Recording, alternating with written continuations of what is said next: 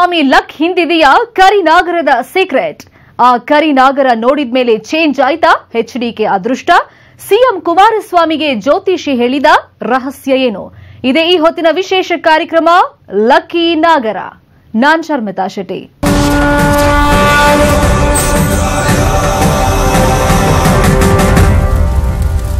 ನನ್ನನ್ನ ಯಾರು ಟಚ್ ಮಾಡೋಕ್ಕಾಗಲ್ಲ. ಸಮ್ಮಿಶ್ರ ಸರ್ಕಾರ 5 ವರ್ಷ ಖಂಡಿತ ಸುಗಮವಾಗಿ ನಡೆಯುತ್ತೆ.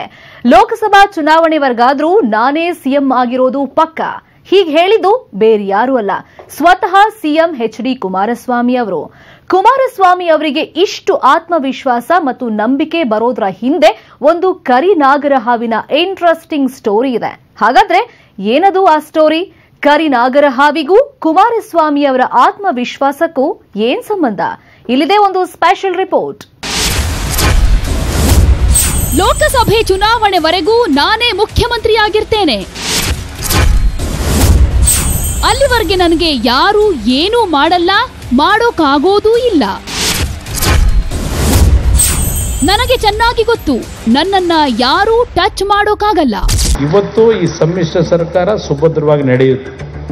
ಏನು ನನಗೆ 1 ವರ್ಷವಾದರೂ ನನಗೇನು ಯಾರು ಟಚ್ ಮಾಡ್ಲಿಕ್ಕೆ ಆಗೋದಿಲ್ಲ ಅನ್ನೋದು ಗೊತ್ತು.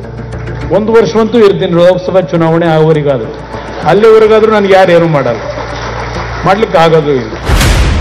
ಎಸ್, ಇದು ಕುಮಾರಸ್ವಾಮಿ ಅವರು ಇತ್ತೀಚೆಗೆ ಪತ್ರಿಕಾಗೋಷ್ಠಿಯೊಂದರಲ್ಲಿ ಹೇಳಿದ ಖಡಕ್ ಮಾತು. ನನಗೆ ಚೆನ್ನಾಗಿ ಗೊತ್ತು, ಲೋಕಸಭಾ ಚುನಾವಣೆ ಬರೋವರೆಗಾದ್ರೂ ನಾನೇ ಸಿಎಂ ಆಗಿರ್ತೀನಿ. ಅಲ್ಲಿವರೆಗೂ ನನ್ನನ್ನ ಯಾರೂ ಟಚ್ ಮಾಡೋಕ್ಕಾಗಲ್ಲ. ನನಗೆ ಯಾರೂ ಏನೂ ಮಾಡಲ್ಲ, ಮಾಡೋಕ್ಕಾಗೋದೂ ಇಲ್ಲ. ಹೀಗಂತ ಹೇಳಿದ್ದ ಕುಮಾರಸ್ವಾಮಿ ಅವರ ಮುಖದಲ್ಲಿ ಆತ್ಮವಿಶ್ವಾಸ ಇತ್ತು. ನನಗೆ ಮುಂದೇನಾಗುತ್ತೆ ಅನ್ನೋದು ಚೆನ್ನಾಗೇ ಗೊತ್ತಿದೆ ಅನ್ನೋ ನಂಬಿಕೆ ಎದ್ದು ಕಾಣ್ತಾ ಇತ್ತು.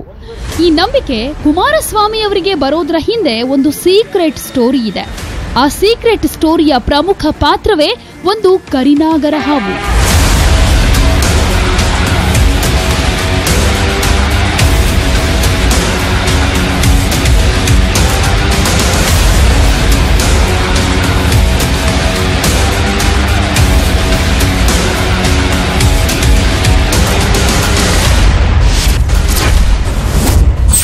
ಜೆಪಿ ನಗರದ ಸಿಎಂ ಮನೆ ಬಳಿ ಕಾಣಿಸಿಕೊಂಡಿದ್ದ ಕರಿನಾಗರ. ಆ ಕರಿನಾಗರವೇ ಬದಲಾಯಿಸಿದ ಎಚ್ಡಿಕೆ ಹಣೆಬರಹ.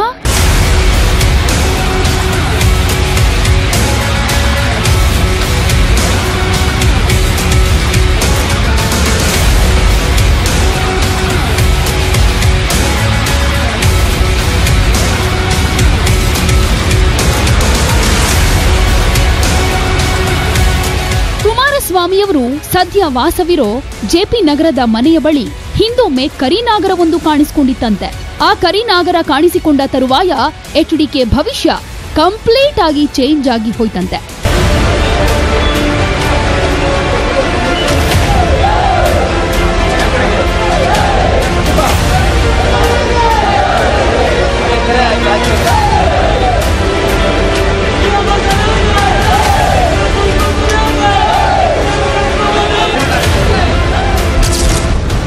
ಅಸಲಿಗೆ ಕರಿನಾಗರ ಕನಸಿನಲ್ಲಿ ಕಾಣಿಸ್ಕೊಂಡ್ರೆ ಕೇಡು ಕಟ್ಟಿಟ್ಟ ಬುತ್ತಿ ಅನ್ನೋ ನಂಬಿಕೆ ಇದೆ.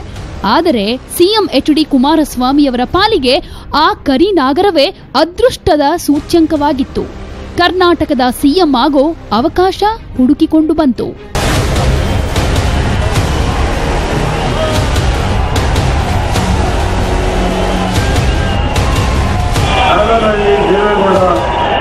ಕುಮಾರಸ್ವಾಮಿ ಎಂಬ ಹೆಸರಿನ ನಾನು ಕಾನೂನಿನ ಮೂಲಕ ಕರ್ನಾಟಕ ರಾಜ್ಯದ ಮುಖ್ಯಮಂತ್ರಿಯಾಗಿ ದೇವರ ಹೆಸರಿನಲ್ಲಿ ಹಾಗೂ ಕನ್ನಡ ನಾಡಿನ ಜನತೆಯ ಹೆಸರಿನಲ್ಲಿ ಪ್ರಮಾಣ ಮಾಡುತ್ತೇನೆ.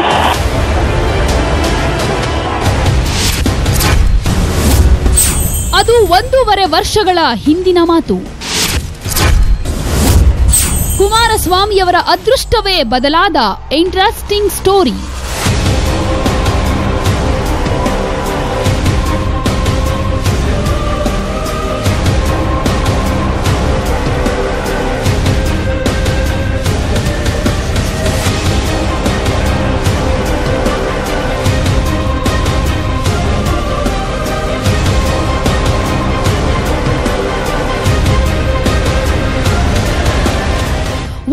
ವರ್ಷಗಳ ಹಿಂದೆ ಕುಮಾರಸ್ವಾಮಿಯವರ ಪಕ್ಷ ಮತ್ತು ವರ್ಚಸ್ಸು ಹೇಳಿಕೊಳ್ಳುವಂತೇನೂ ಇರಲಿಲ್ಲ. ಸಾಲು ಸಾಲು ಚುನಾವಣೆಗಳನ್ನು ಸೋತು ಕಂಗಾಲಾಗಿದ್ದ ಜೆಡಿಎಸ್ ಪಕ್ಷ ಜನರ ಮನಸ್ಸಿನಿಂದ ದೂರವೇ ಆಗಿ ಹೋಯ್ತೇನೋ ಅನ್ನುವ ಚರ್ಚೆಗಳು ನಡೀತಾ ಇದ್ದ ಕಾಲ. ಎರಡು ರಾಷ್ಟ್ರೀಯ ಪಕ್ಷಗಳ ದೊಡ್ಡ ಪೈಪೋಟಿಯ ಎದುರು ದೇವೇಗೌಡರು ಸೃಷ್ಟಿಸಿ ಬೆಳೆಸಿದ ಜಾತ್ಯತೀತ ಜನತಾದಳ ಪಕ್ಷ ಅಕ್ಷರಶಃ ಆಟಕ್ಕುಂಟು ಲೆಕ್ಕಕ್ಕಿಲ್ಲ ಅನ್ನುವಂತಹ ಪರಿಸ್ಥಿತಿಗೆ ಬಂದಿತ್ತು. ತಾವು ಇದ್ದ ಮನೆ ಒಂದು ಕಾಲದಲ್ಲಿ ತನಗೆ ಅದೃಷ್ಟವಾಗಿದ್ದು ಇದೀಗ ಆ ಮನೆಯೇ ತನ್ನ ಲತ್ತು ಕಿತ್ತುಕೊಂಡಿದೆ ಅನ್ನೋ ಹಂತಕ್ಕೆ ಬಂದಿದ್ದ ಕುಮಾರಸ್ವಾಮಿ ಅವರು ಜೆಪಿ ನಗರದಲ್ಲಿದ್ದ ತಮ್ಮ ಮನೆಯನ್ನೇ ಖಾಲಿ ಮಾಡಿದ್ರು. ಕೊನೆಗೆ ಮಾರಿಬಿಡೋ ಯೋಚನೆಯನ್ನೂ ಮಾಡಿದ್ರಂತೆ.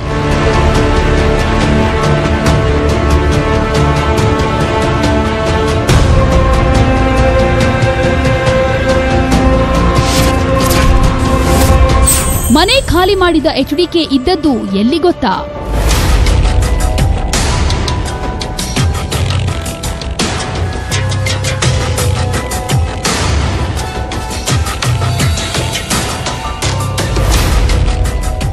ರಾಜಕೀಯದ ಹಾವು ಏಣಿ ಆಟದಲ್ಲಿ ಗಮನಾರ್ಹವಾಗಿ ಕುಸಿತ ಕಂಡಿದ್ದ ಎಚ್ಡಿ ಕುಮಾರಸ್ವಾಮಿ ಒಂದಷ್ಟು ದಿನಗಳ ಕಾಲ ಸದಾಶಿವನಗರದ ಅಪಾರ್ಟ್ಮೆಂಟ್ ಮತ್ತು ಯುಬಿ ಸಿಟಿ ಹತ್ತಿರದ ಅಪಾರ್ಟ್ಮೆಂಟ್ ಒಂದರಲ್ಲಿ ಫ್ಲಾಟ್ ಒಂದನ್ನ ಖರೀದಿಸಿ ಸಂಸಾರ ಸಮೇತ ಶಿಫ್ಟ್ ಆಗಿದ್ರು. ಈ ಸಮಯದಲ್ಲಿ ಕುಮಾರಸ್ವಾಮಿಯವರಿಗೆ ತಾವು ಮನೆ ಬಿಟ್ಟು ಬೇರೆ ಕಡೆ ಶಿಫ್ಟ್ ಆಗಿದ್ದರ ಬಗ್ಗೆ ಬೇಸರ ಇತ್ತಂತೆ. ಯಾಕಂದ್ರೆ ಒಂದಾನೊಂದು ಕಾಲದಲ್ಲಿ ಕುಮಾರಸ್ವಾಮಿಯವರು ಮುಟ್ಟಿದ್ದೆಲ್ಲ ಚಿನ್ನವಾಗ್ತಾ ಇತ್ತು. ಆಗ ಅದೇ ಜೆಪಿ ನಗರದ ಮನೆಯಲ್ಲಿ ಕುಮಾರಸ್ವಾಮಿ ವಾಸವಾಗಿದ್ರು.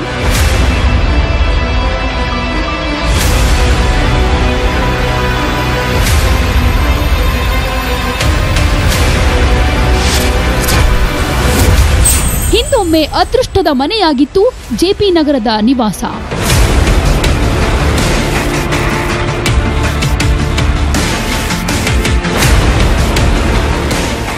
ಎಸ್, ಕುಮಾರಸ್ವಾಮಿಯವರು ಪದವಿ ಮುಗಿಸಿದ ಬಳಿಕ ಬಿಬಿಎಂಪಿಯಲ್ಲಿ ಗುತ್ತಿಗೆದಾರನ ಕೆಲಸ, ಸಿನಿಮಾಗಳ ನಿರ್ಮಾಣ, ವಿತರಣೆ ಹಾಗೂ ಕೃಷಿ ಕಾರ್ಯದಲ್ಲಿ ತೊಡಗಿಸಿಕೊಂಡಿದ್ರು.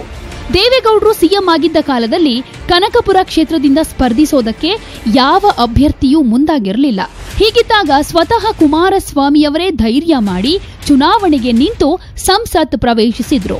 ನಂತರ ವಿಧಾನಸಭಾ ಚುನಾವಣೆಗೆ ಸ್ಪರ್ಧಿಸಿ ಗೆದ್ದ ಮೊದಲ ಪ್ರಯತ್ನದಲ್ಲೇ ಮುಖ್ಯಮಂತ್ರಿ ಪದವಿಯನ್ನು ಒಲಿಸಿಕೊಂಡ್ರು.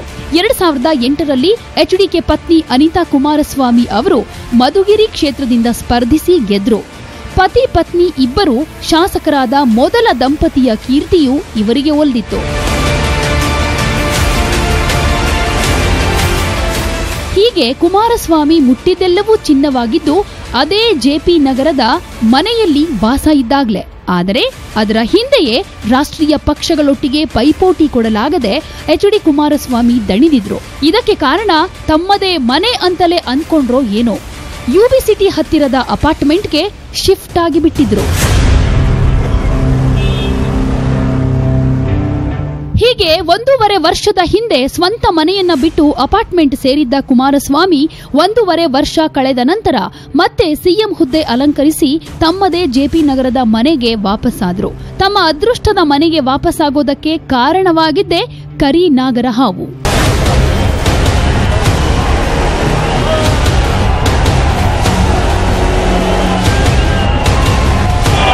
ದೇವೇಗೌಡ ಕುಮಾರಸ್ವಾಮಿ ಎಂಬ ಹೆಸರಿನ ನಾನು ಕಾನೂನಿನ ಮೂಲಕ ಕರ್ನಾಟಕ ರಾಜ್ಯದ ಮುಖ್ಯಮಂತ್ರಿಯಾಗಿ ದೇವರ ಹೆಸರಿನಲ್ಲಿ ಹಾಗೂ ಕನ್ನಡ ನಾಡಿನ ಜನತೆಯ ಹೆಸರಿನಲ್ಲಿ ಪ್ರಮಾಣ ಮಾಡುತ್ತೇನೆ. ಸಿಎಂ ಸರ್ಕಾರಿ ವಸತಿಯನ್ನು ಬಿಟ್ಟು ಸ್ವಂತ ಮನೆಯಲ್ಲೇ ವಾಸವಾಗಿರೋದಕ್ಕೆ ನಿರ್ಧಾರ ಮಾಡಿರೋದ್ರ ಹಿಂದೆಯೂ ಇದೇ ಕರಿನಾಗರ ಹಾವಿನ ಸೀಕ್ರೆಟ್ ಇದೆಯಂತೆ. ಮನೆಯಲ್ಲಿ ಕರಿನಾಗರ ಕಾಣಿಸ್ಕೊಂಡ್ರೆ ಶುಭವಾಗುತ್ತಾ? ಕರಿನಾಗರ ಕಾಣಿಸ್ಕೊಂಡ್ರೆ ಅದೃಷ್ಟ ಹುಡುಕಿಕೊಂಡು ಬರುತ್ತಾ? ಜೆಪಿ ನಗರದ ಮನೆ ಬಿಟ್ಟು ಅಪಾರ್ಟ್ಮೆಂಟ್ ಸೇರಿದ್ದ ಸಿಎಂ ಮತ್ತೆ ಜೆಪಿ ನಗರದ ಮನೆಯತ್ತಲೇ ವಾಪಸ್ಸಾಗೋದಕ್ಕೆ ಕರಿನಾಗರ ಹಾವೊಂದು ಕಾರಣವಾಯ್ತಂತೆ.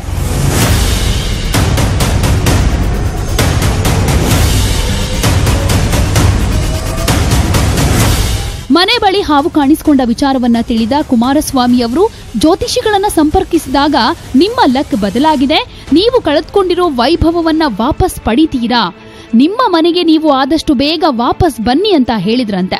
ತಕ್ಷಣ ಮನೆಯನ್ನೇ ಮಾರೋದಕ್ಕೆ ಮುಂದಾಗಿದ್ದ ಕುಮಾರಸ್ವಾಮಿ ತೆಗೆದುಕೊಂಡಿದ್ದ ಅಡ್ವಾನ್ಸ್ ಹಣವನ್ನು ವಾಪಸ್ ಮಾಡಿ ಜೆಪಿ ನಗರದ ಮನೆಗೆ ವಾಪಸ್ಸಾದ್ರಂತೆ.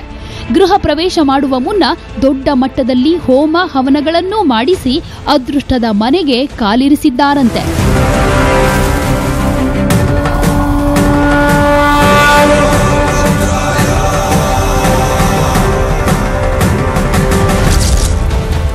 ಅಸಲಿಗೆ ಹಿಂದೂ ಧರ್ಮವೂ ಸೇರಿದಂತೆ ಅದೆಷ್ಟೋ ಧರ್ಮಗಳಲ್ಲಿ ಕರಿನಾಗರ ಹಾವಿಗೆ ವಿಶೇಷ ಸ್ಥಾನಮಾನ ಇದೆ. ಅದು ಏಕಕಾಲಕ್ಕೆ ವೈಭವ, ಶಕ್ತಿ ಮತ್ತು ಅಪಾಯದ ಸಂಕೇತವೂ ಹೌದಂತೆ. ಈ ಕರಿನಾಗರ ಯಾವುದೇ ವ್ಯಕ್ತಿಯ ಕನಸಿನಲ್ಲಿ ಕಾಣಿಸ್ಕೊಂಡ್ರೆ ಅದು ಮುಂದಾಗೋ ಅಪಾಯದ ಸೂಚನೆ ಅಂತಾಲೆ ನಂಬಲಾಗತ್ತೆ. ಹೀಗಾಗಿ ಜ್ಯೋತಿಷ್ಯ ನಂಬುವವರು ಕನಸಿನಲ್ಲಿ ಹಾವು ಕಾಣಿಸ್ಕೊಂಡ್ರೆ ಜ್ಯೋತಿಷಿಗಳ ಮೊರೆ ಹೋಗ್ತಾರೆ. ಇನ್ನು ಇದೇ ಕರಿನಾಗರ ಜೀವಂತವಾಗಿ ಯಾವುದೇ ಮನೆ ಬಳಿ ಕಾಣಿಸ್ಕೊಂಡ್ರೆ ಆ ಮನೆಗೆ ಅದೃಷ್ಟ ಒಲಿದು ಬರುತ್ತಂತೆ.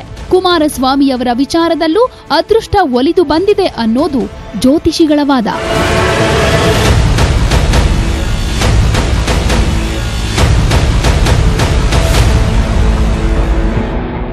ಕರಿನಾಗರದ ವಿಚಾರವಾಗಿ ಕುಮಾರಸ್ವಾಮಿ ಅವರ ಭವಿಷ್ಯ ಹೇಳಿರೋ ಜ್ಯೋತಿಷಿಗಳು ಮತ್ತಷ್ಟು ಮಹತ್ತರ ಸೀಕ್ರೆಟ್ಗಳನ್ನು ಹೇಳಿದ್ದಾರಂತೆ. ಹಾಗಾದ್ರೆ ಜ್ಯೋತಿಷಿಗಳು ಸಿಎಂ ಕುಮಾರಸ್ವಾಮಿ ಅವರಿಗೆ ಹೇಳಿರೋ ಭವಿಷ್ಯ ಏನು? ಯಾವಾಗ ಸಿಎಂ ಕುಮಾರಸ್ವಾಮಿ ಅವರಿಗೆ ತಮ್ಮ ನಿವಾಸದ ಬಳಿ ಕರಿನಾಗರ ಕಾಣಿಸಿಕೊಂಡಿರೋ ವಿಚಾರ ಗೊತ್ತಾಯ್ತೋ ತಕ್ಷಣ ತಾವು ನಂಬಿದ ಜ್ಯೋತಿಷಿಗಳ ಬಳಿ ಈ ವಿಚಾರ ಹೇಳಿದ್ದಾರೆ. ಅದಕ್ಕೆ ಉತ್ತರಿಸಿದ್ದ ಜ್ಯೋತಿಷಿ ನಿಮ್ ಲಕ್ ಸಂಪೂರ್ಣವಾಗಿ ಬದಲಾಗಿದೆ ಅಂತ ಹೇಳಿದ್ದಾರೆ. ಅದರ ಜೊತೆಗೆ ಮುಖ್ಯಮಂತ್ರಿ ಸ್ಥಾನಕ್ಕಿಂತಲೂ ದೊಡ್ಡ ಸ್ಥಾನವೊಂದನ್ನ ಅಲಂಕರಿಸ್ತೀರಾ ಅಂತಲೂ ಹೇಳಿದ್ದಾರೆ. ಕರಿನಾಗರ ವಿಚಾರದಲ್ಲಿ ಜ್ಯೋತಿಷಿ ಹೇಳಿದ್ರ ಬಂಪರ್ ಭವಿಷ್ಯ ಕೇಳಿ ಎಚ್.ಡಿ. ಕುಮಾರಸ್ವಾಮಿ ಆದ್ರ ಫುಲ್ ಖುಷ್.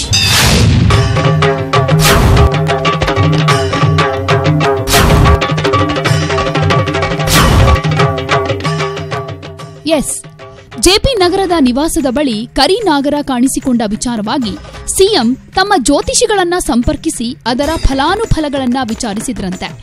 ಇದಕ್ಕೆ ಉತ್ತರಿಸಿದ್ದ ಜ್ಯೋತಿಷಿಗಳು ನಿಮ್ಮ ಭವಿಷ್ಯವೇ ಬದಲಾಗಲಿದೆ, ನಿಮ್ಮ ಹಳೆಯ ವೈಭವ ಮರುಕಳಿಸಲಿದೆ ಅಂತ ಹೇಳಿದಾರಂತೆ. ಅದರ ಜೊತೆಗೆ ಸಿಎಂ ಆದ ನಂತರವೂ ದೊಡ್ಡ ಮಟ್ಟದಲ್ಲಿ ಹೆಸರು ಗಳಿಸುವ ಸಾಧ್ಯತೆಗಳಿವೆ, ಅದಕ್ಕೆ ಬೇಕಾದ ತಯಾರಿಗಳನ್ನ ಮಾಡಿಕೊಳ್ಳಿ ಅಂದಿದ್ದಾರಂತೆ.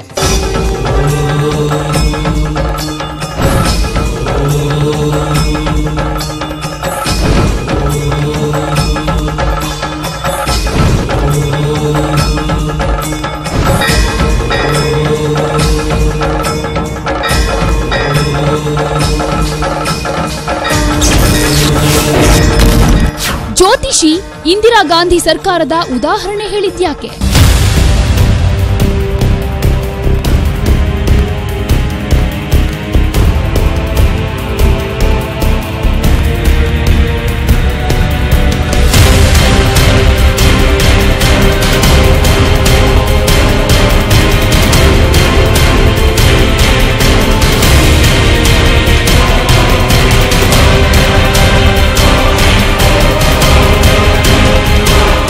ಕುಮಾರಸ್ವಾಮಿಯವರ ಭವಿಷ್ಯದ ಬಗ್ಗೆ ಹೇಳಿರೋ ಜ್ಯೋತಿಷಿ ಇಂದಿರಾ ಗಾಂಧಿ ಸರ್ಕಾರದ ಉದಾಹರಣೆಗಳನ್ನು ಕೊಟ್ಟಿದ್ದಾರಂತೆ. ಎಮರ್ಜೆನ್ಸಿಯಿಂದಾಗಿ ಆಗಿನ ಇಂದಿರಾ ಗಾಂಧಿ ಸರ್ಕಾರ ಹೇಗೆ ಉರುಳಿ ಹೋಯ್ತೋ ಹಾಗೆಯೇ ಈಗ ಕೇಂದ್ರದಲ್ಲಿರುವ ಆಡಳಿತ ಸರ್ಕಾರವೂ ಉರುಳುವ ಸಾಧ್ಯತೆ ಇದ್ದು ಅದಕ್ಕೆ ಬೇಕಾದ ಪೂರ್ವ ತಯಾರಿಗಳನ್ನ ಈಗಿಂದಲೇ ಮಾಡಿಕೊಳ್ಳಿ ಅಂದಿದ್ದಾರಂತೆ.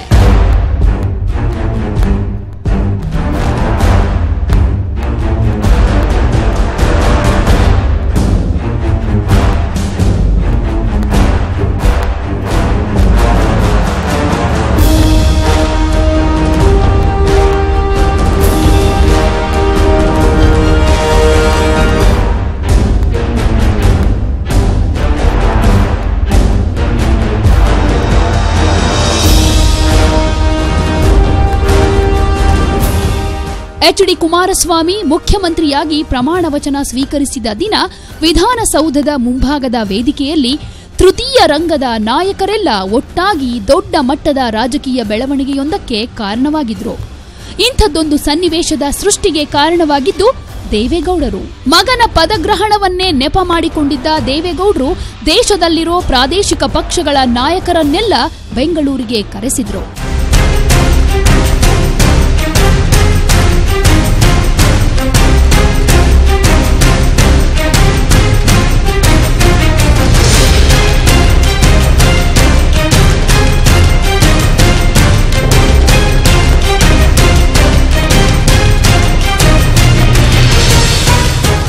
ಪಶ್ಚಿಮ ಬಂಗಾಳದ ಮುಖ್ಯಮಂತ್ರಿ ಮಮತಾ ಬ್ಯಾನರ್ಜಿ, ಕೇರಳ ಮುಖ್ಯಮಂತ್ರಿ ಪಿಣರಾಯಿ ವಿಜಯನ್, ಕಮ್ಯುನಿಸ್ಟ್ ಪಾರ್ಟಿಯ ಸೀತಾರಾಂ ಯಚೂರಿ, ಆಂಧ್ರದ ಮುಖ್ಯಮಂತ್ರಿ ಚಂದ್ರಬಾಬು ನಾಯ್ಡು, ಬಿಎಸ್ಪಿಯ ಮಾಯಾವತಿ, ಸಮಾಜವಾದಿ ಪಾರ್ಟಿಯ ಅಖಿಲೇಶ್ ಯಾದವ್, ಆರ್ಜೆಡಿಯ ತೇಜಸ್ವಿ ಯಾದವ್ ಮತ್ತು ಇನ್ನಿತರ ಪ್ರಾದೇಶಿಕ ಪಕ್ಷಗಳ ಮುಖಂಡರು ಸಿಎಂ ಪದಗ್ರಹಣದ ದಿನ ವೇದಿಕೆಯ ಮೇಲೆ ತಮ್ಮ ಶಕ್ತಿ ಪ್ರದರ್ಶನ ಮಾಡಿದ್ರು. ಸಿಎಂ ಕುಮಾರಸ್ವಾಮಿ ಅವರಿಗೆ ಹೀಗೆ ತೃತೀಯ ರಂಗವನ್ನ ಬಲಪಡಿಸಿಕೊಳ್ಳೋದಕ್ಕೆ ಹೇಳಿದ್ದು ಅದೇ ಜ್ಯೋತಿಷಿಯಂತೆ.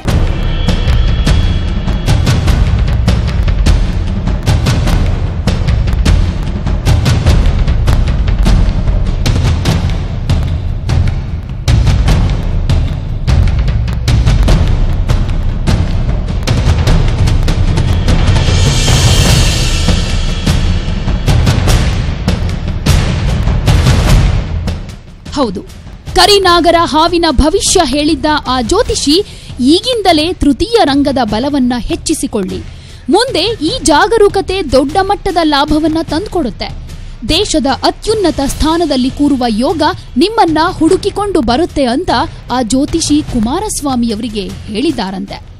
ಹೀಗಾಗಿಯೇ ಎಚ್ಚೆತ್ತುಕೊಂಡ ದೇವೇಗೌಡರು ದೇಶದ ಮೂಲೆ ಮೂಲೆಯ ಪ್ರಾದೇಶಿಕ ಪಕ್ಷದ ನಾಯಕರನ್ನ ಸಂಪರ್ಕಿಸಿ ತಮ್ಮ ಮಗನ ಪದಗ್ರಹಣ ಕಾರ್ಯಕ್ರಮಕ್ಕೆ ಹಾಜರಿರುವಂತೆ ಕೇಳಿಕೊಂಡಿದ್ರು. ದೇವೇಗೌಡರ ಸಮ್ಮುಖದಲ್ಲಿ ಇಡೀ ದೇಶವೇ ತಿರುಗಿ ನೋಡುವಂತೆ ಅವತ್ತು ತೃತೀಯ ರಂಗ ತನ್ನ ಶಕ್ತಿಯನ್ನು ಪ್ರದರ್ಶಿಸಿತ್ತು.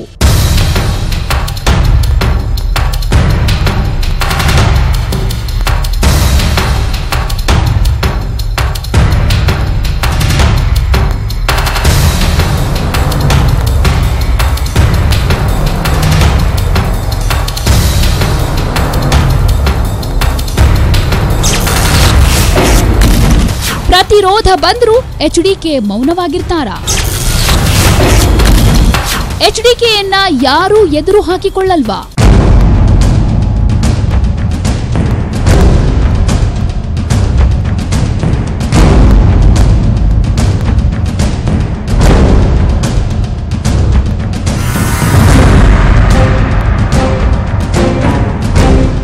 ಎಚ್ಡಿ ಕುಮಾರಸ್ವಾಮಿಯವರ ಲಕ್ ಬದಲಾಗಿರೋ ಬಗ್ಗೆ ರಾಜ್ಯದ ಇತರ ನಾಯಕರಿಗೂ ಕೂಡ ಅರಿವಿದೆಯಂತೆ. ಹೀಗಾಗಿಯೇ ಯಾರೂ ಕೂಡ ಕುಮಾರಸ್ವಾಮಿಯವರನ್ನ ದೊಡ್ಡ ಮಟ್ಟದಲ್ಲಿ ಎದುರು ಹಾಕಿಕೊಳ್ಳೋದಕ್ಕೆ ಮುಂದಾಗ್ತಾ ಇಲ್ಲ. ಇನ್ನು ಎಂಥದ್ದೇ ಅಪವಾದ ಬಂದ್ರೂ ಸಿಎಂ ಕುಮಾರಸ್ವಾಮಿ ತಣ್ಣಗೆ ಇರ್ತಾರಂತೆ. ಸರ್ಕಾರವೇ ಬಿದ್ದು ಹೋದ್ರೂ ತನಗೆ ಚಿಂತೆ ಇಲ್ಲ ಅಂತಿದ್ದಾರಂತೆ ಸಿಎಂ. ಯಾಕಂದ್ರೆ ಜ್ಯೋತಿಷಿ ಹೇಳಿರೋ ಭವಿಷ್ಯದ ಪ್ರಕಾರ ಕುಮಾರಸ್ವಾಮಿ ಈಗ ಕೇವಲ ಮುಖ್ಯಮಂತ್ರಿ ಅಷ್ಟೇ ಅಲ್ವಂತೆ, ಬದಲಿಗೆ ಕರಿನಾಗರದ ಪವರ್ ಇರೋ ಮುಖ್ಯಮಂತ್ರಿಯಂತೆ. ದೇಶವೇ ಗೌರವಿಸುವಂತಹ ಹುದ್ದೆಯೊಂದನ್ನ ಅಲಂಕರಿಸಬಲ್ಲ ಸಾಮರ್ಥ್ಯ ಈಗ ಕುಮಾರಸ್ವಾಮಿಯವರಿಗೆ ಒಲಿದು ಬಂದಿದೆಯಂತೆ.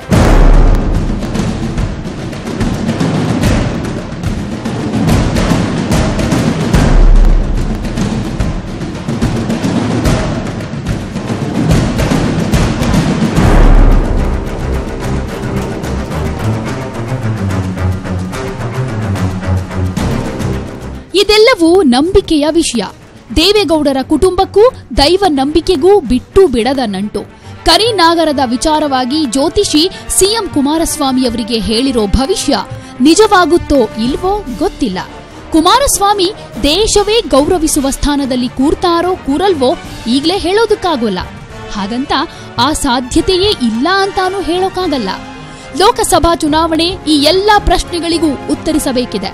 ಆ ಚುನಾವಣೆ ಹತ್ತಿರವಾಗುವವರೆಗೂ ಆ ಭವಿಷ್ಯ ಏನಾಗುತ್ತೆ ಅನ್ನೋದನ್ನ ಕಾದು ನೋಡಬೇಕಿದೆ.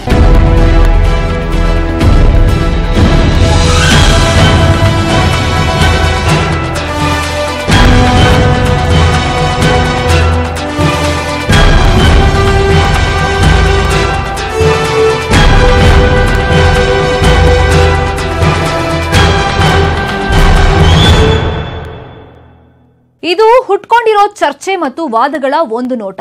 ಇಂಥ ಮತ್ತಷ್ಟು ಇಂಟ್ರೆಸ್ಟಿಂಗ್ ಸುದ್ದಿಗಳೊಂದಿಗೆ ಮತ್ತೆ ಭೇಟಿಯಾಗೋಣ. ಅಲ್ಲಿವರೆಗೂ ನೋಡ್ತಾ ಇರಿ ನ್ಯೂಸ್ 18 ಕನ್ನಡ.